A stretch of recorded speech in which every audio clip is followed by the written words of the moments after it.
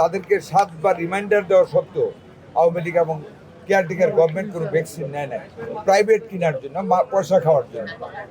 আমরা এসে যখন ফার্স্ট ডেথটা হলো মহাখালীতে, রাত 1:45 মাননীয় প্রধানমন্ত্রী ফোন করলেন যে মন্ত্রী সাহেব কোথায়? বলে স্যার বাসায়। তো মহাখালীতে একটা বেবি মারা গেছে, ভিজেছে এক্ষুনি টাকা। বিকাশ পেমেন্টে 10,000 টাকার বেশি অফার, শপিং চলছে তো। এই 1:45টার সময় রাশ করে গিয়ে মানে ইনস্ট্যান্টলি ওইখানে আমি 18 ঘন্টার ভিতরে আইসিইউ করলাম। ওই দিনতে রাত থেকে আমরা যাত্রা শুরু করলাম। পরের দিন মিটিং করে দেখি কোনো আমার ভ্যাকসিন নেই। আমরা ইউনিসেফকে ডাকলাম, গ্যাবিকে ডাকলাম, ওয়ার্ল্ড হেলথ অর্গানাইজেশনকে ডাকলাম, এডিবিকে ডাকলাম। আমার অ্যাপ্রোচে মাননীয় প্রধানমন্ত্রীর কথা ভেবে, তার সততা ভেবে এই বিদেশি অর্গানাইজেশনগুলি হুমড়ি খেয়ে 7 দিনের ভিতরে এডিবির টাকা আমরা রিলিজ করে দিলাম, যেটা কোভিড আমলের টাকাটা ছিল। এবং আমাদের ভ্যাকসিনটা আসতে 1 মাস টাইম নিত। 1 মাস যদি ভ্যাকসিন না দেয় আমাদের ডেথ অনেক বেড়ে যাবে, অনেক আক্রমণ পাবে। সেই কারণে গ্যাবির কাছে একটা হিউজ স্টক ছিল ভ্যাকসিন। গ্যাবির কাছ থেকে ধার আনলাম উইথ দ্য কন্ডিশন আবার ইউনিসেফের মালটা প্রস্তুত তোমাকে দিয়ে দিব।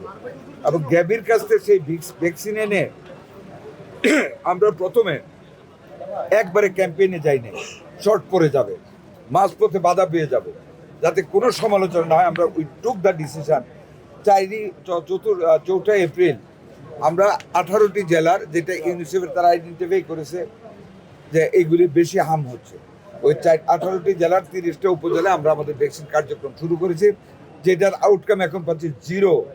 আমাদের এখন হামের আক্রমণ ওই 30টা জেলা উপজেলায়। 12 তারিখ থেকে আমরা 4টে বৃহৎ সিটি কর্পোরেশন শুরু করেছি, Mymensingh, Barishal, Dhaka city north, Dhaka city south. এইগুলি তো মানে outcome is very good.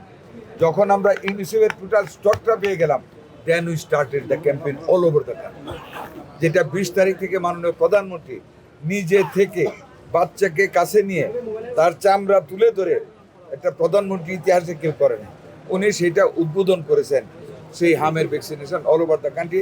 By this time, by 28th of May আমরা এই পরশু দিন আগের দিন আমরা 122% অ্যাচিভ করেছি, মোর দেন দ্য টার্গেট।